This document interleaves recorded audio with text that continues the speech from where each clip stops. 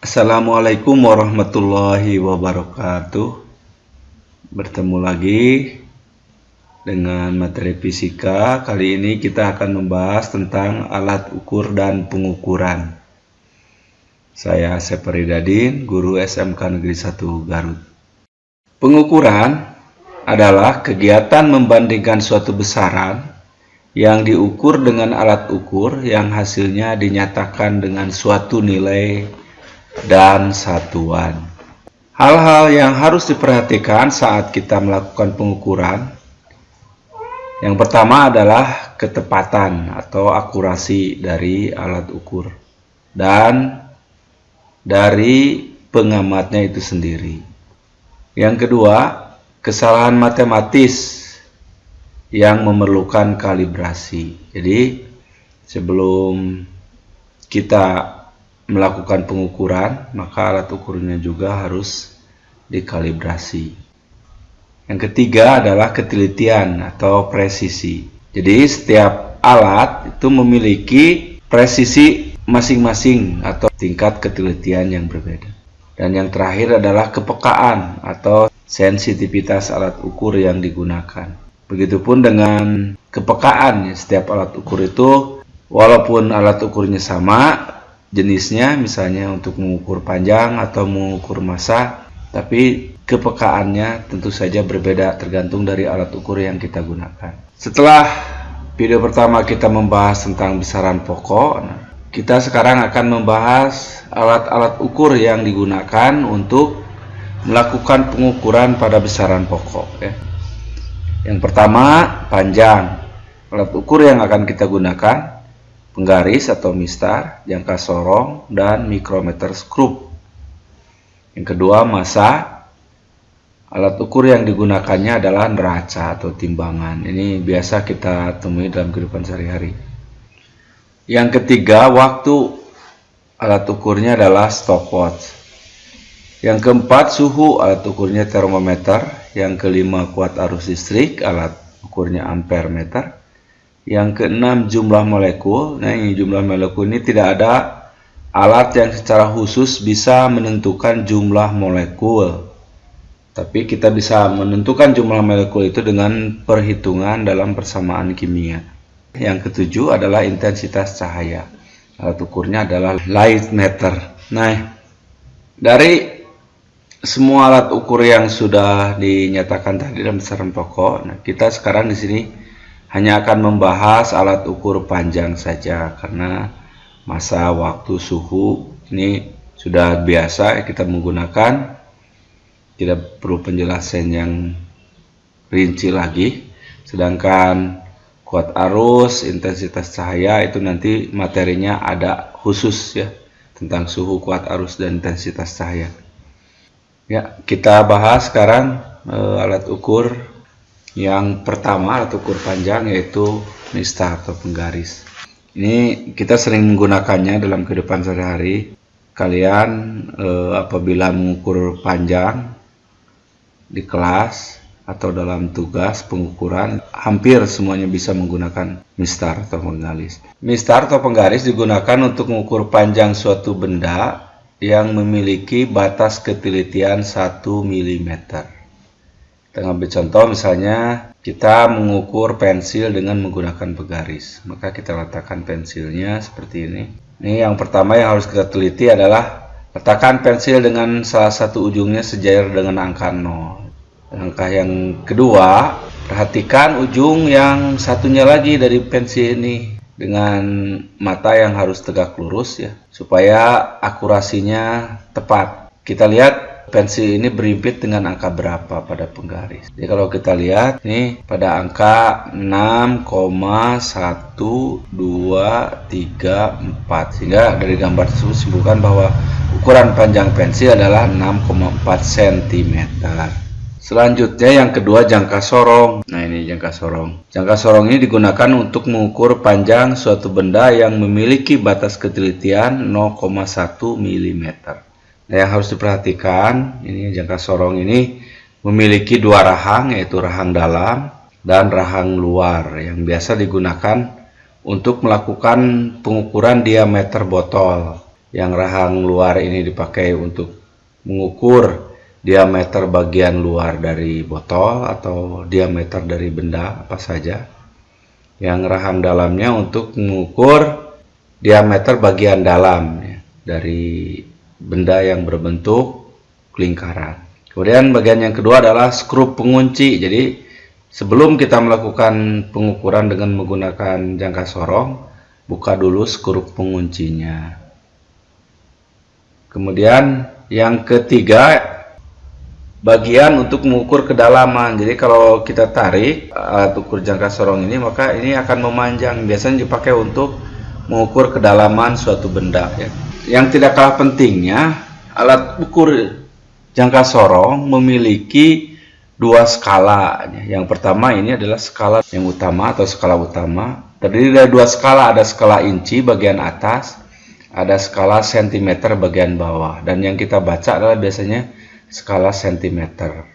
Yang kedua adalah skala nonius, skala tambahan. Nah ini yang di bawah. Ketika membaca atau mengukur dengan alat ukur jangka sorong, pertama yang harus dibaca itu adalah skala utama. Setelah itu baru kita baca skala noniusnya. Ya, kita ngambil contoh melakukan pengukuran dengan jangka sorong. Seperti yang dijelaskan tadi, jangka sorong itu memiliki dua skala. Bagian atasnya ini adalah disebut skala utama atau SU. Sedangkan bagian bawahnya ini disebut skala nonius atau SN. Yang pertama, perhatikan pada skala utama, angka atau skala yang sudah dilewati atau tepat dilewati oleh angka 0 pada skala nonius. Hasil pengukuran ini kita lihat 3 ya, 123 ya. Berarti kita tulis hasil pengukuran skala utamanya itu adalah 3,3. Dan yang kedua, kita perhatikan skala nonius. Nah, kalau pada skala nonius yang harus diperhatikan itu adalah skala yang berimpit dengan skala utama. Ya, kalau kita lihat pada hasil pengukuran jangka sorong yang ini, yang berimpit itu angka berapa? Nah, ternyata ini ya. Angka berapa kalau kita hitung? 1, 2, 3, 4 ya. Sehingga kita tulis hasil pengukuran dari nonius adalah 0,04. Sehingga hasil dari pengukuran dengan jangka sorong pada gambar di atas 3,3 ditambah skala noniusnya adalah 0,04. Kalau kita jumlahkan adalah 3,34 cm. Itu cara melakukan pengukuran dengan jangka sorong. Alat yang ketiga, alat ukur yang ketiga adalah micrometer skrup. Alat ini digunakan untuk mengukur panjang suatu benda dengan batas ketelitian 0,01 mm. Yang harus diperhatikan dalam micrometer skrup ya, ada yang disebut sebagai poros tetap. Jadi kenapa dinamakan poros tetap? Karena ini tidak bergerak ya, diam. Kemudian yang kedua ada poros geser. Nah, poros ini adalah bagian yang nantinya kalau kita putar akan bergeser ke kiri dan ke kanan. Kemudian yang ketiga yang harus diperhatikan paling pertama yaitu pengunci ya. Jadi sebelum kita melakukan pengukuran harus dibuka dulu penguncinya. Pada micrometer skrup juga hampir sama seperti pada jangka sorong. Ada skala utama, ada skala nonius ya. Jadi skala utamanya bagian yang ini yang letaknya mendatar, sedangkan skala noniusnya yang letaknya melingkar ya. Kemudian yang selanjutnya ada pemutar. Pemutar inilah yang nantinya akan menentukan poros geser itu bergeser ke kiri atau ke kanan kalau kita putar. Dan yang terakhir ini adalah pengunci ya. Pengunci apabila kita sudah melakukan pengukuran dengan tepat pada suatu alat supaya tidak bergeser, nanti kita kunci ya, kita paskan ya dengan menggunakan ini. Itu micrometer skrup. Untuk lebih jelasnya kita lihat contoh soalnya. Ada hasil pengukuran seperti ini. Yang pertama sama seperti pada jangka sorong, kita membaca skala utamanya dulu. Utama terdiri dari 0, 1, 2, 3, 4, 5, 6. Nah, hati-hati dalam membaca skala utama. Apabila garis pada skala utama yang di bawahnya sudah terlewati, berarti itu sudah melewati 0,5. Jadi kita baca skala ini adalah 6,5 skala utamanya. Setelah skala utama dibaca, kita alihkan ke pembacaan skala nonius atau tambahan. Bagaimana cara membaca nonius? Kita lihat garis yang paling berimpit dengan skala utama. Nah, ini berarti bacanya dari mana? Dari bawah. Ini 40, 41, 42, 43, 44. Maka kita tulis itu skala noniusnya adalah 0,44. Sehingga dari hasil pengukuran tadi kita sudah mengetahui skala utamanya adalah 6,5 dan skala noniusnya adalah 0,44. Sehingga hasil pengukurannya adalah 6,94 mm. Itulah cara melakukan pengukuran dengan menggunakan micrometer screw. Untuk lebih memahami tentang alat ukur, terutama alat ukur panjang, yaitu penggaris, jangka sorong, dan micrometer screw, kita akan mencoba untuk melakukan latihan soal. Ya, kita coba latihan soal dengan menggunakan penggaris. Kita lihat ada sebuah balok diukur panjangnya dengan menggunakan penggaris seperti gambar di bawah.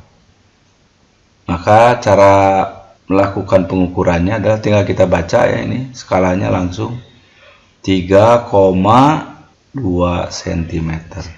Gampang ya, ini sudah biasa lah menggunakan penggaris. Latihan soal yang kedua, pengukuran dengan jangka sorong. Hasil pengukuran dari gambar berikut ini adalah, kita lihat yang pertama skala utamanya ya. Kita harus melihat pada skala utama ini yang sudah dilewati oleh angka 0. Itu sebelum 7 angka berapa? Angka 6. Berarti kita lihat itu 6,5, 6, 7, 8. Nah, yang sudah dilewati oleh angka 0 pada skala nonius di skala utama yaitu 6,8. Yang kedua, kita baca sekarang skala noniusnya. Gimana tadi persyaratannya membaca skala nonius? Mencari garis yang paling berimpit ya dengan skala utama. Jadi kita cari skala nonius yang garisnya paling berimpit dengan skala utama yang mana? Mana garis yang paling berimpit? Coba lihat. Nah, ini yang paling berimpit. Jadi kalau kita baca ini pada skala nonius, berarti pada angka 6. Sehingga kita tulis 0,06. Hasil pengukuran dari gambar yang kita bahas tadi adalah 6,86 cm. Latihan soal yang selanjutnya, kita akan mencoba membaca hasil pengukuran dari micrometer screw ya, seperti gambar di bawah ini. Ini sama seperti sebelumnya. Yang harus kita perhatikan pertama kali adalah skala utama. Pada skala utama di alat ukur yang kita gunakan, micrometer screw ini, kita sudah membaca 0, 1, 2, 3, 4, 5, 6. Jadi di skala utamanya hasilnya adalah 6,5 ya, karena sudah dilewati itu 0,5-nya ya. Kemudian yang kedua, kita baca skala noniusnya. Kita cari garis di nonius yang paling berimpit dengan skala utama. Nah, ini kalau kita hitung itu 15, 16, 17, 18. Sehingga kita tulis 0,18. Sehingga hasil pengukurannya adalah 6,68.